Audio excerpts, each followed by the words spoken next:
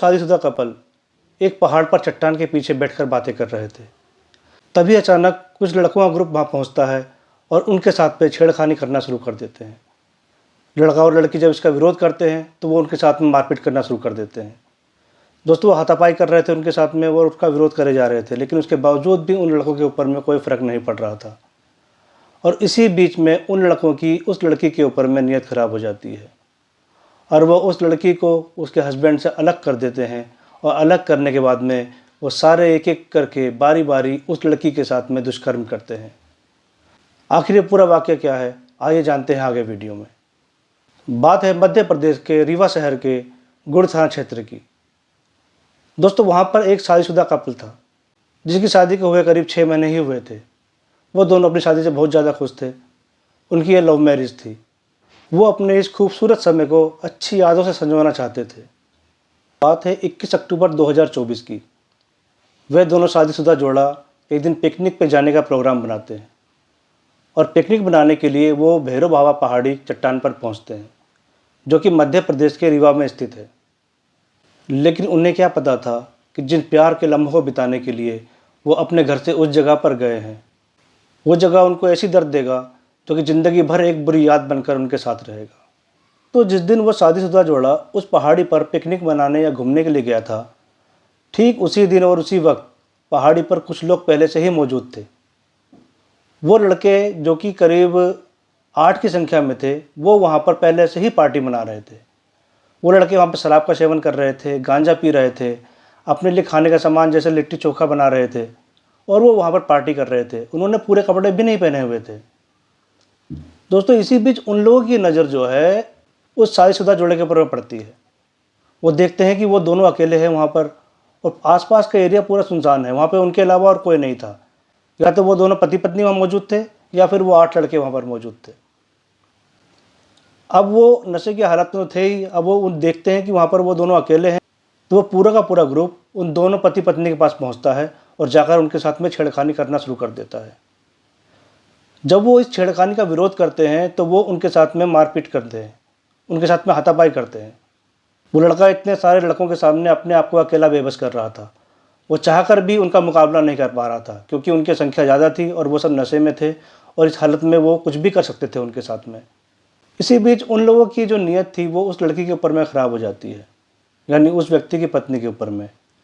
और वो उसकी पत्नी को उसके पति से अलग करके ले जाते हैं और उसके साथ करते हैं।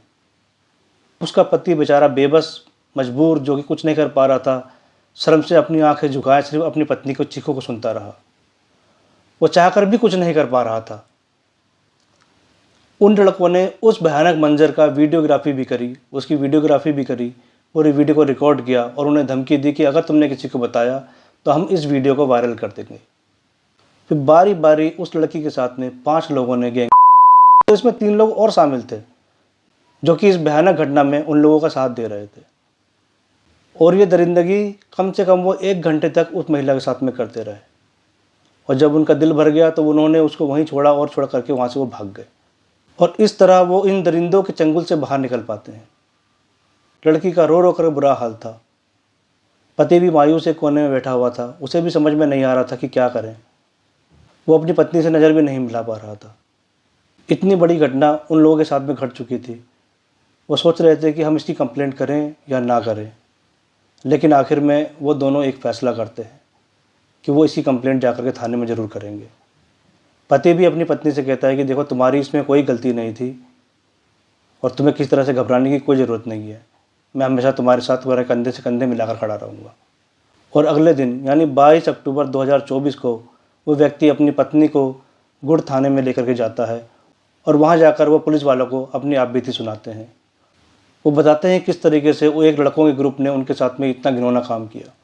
पुलिस उनकी कंप्लेंट को रजिस्टर्ड कर लेती है, लेकिन इस कंप्लेंट को उस तरीके से डील नहीं करती जिस तरीके से एक्टिव होकर के उन्होंने डील करना चाहिए था।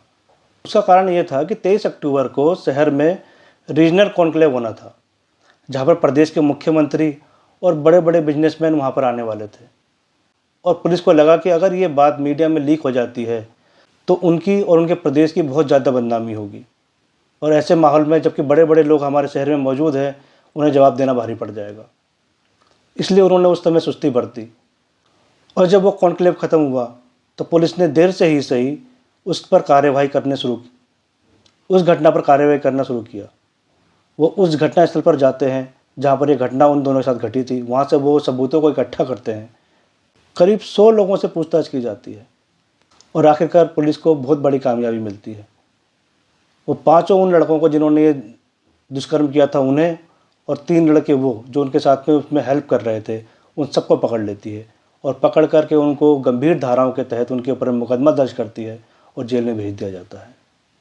हो सकता है कि उन्होंने पहले भी इस तरह की घटनाओं को अंजाम दिया हो, लेकिन पुलिस के पास में कोई कंप्लेंट ना आने के कारण वो सारे केस किसी के सामने ना पाए हों।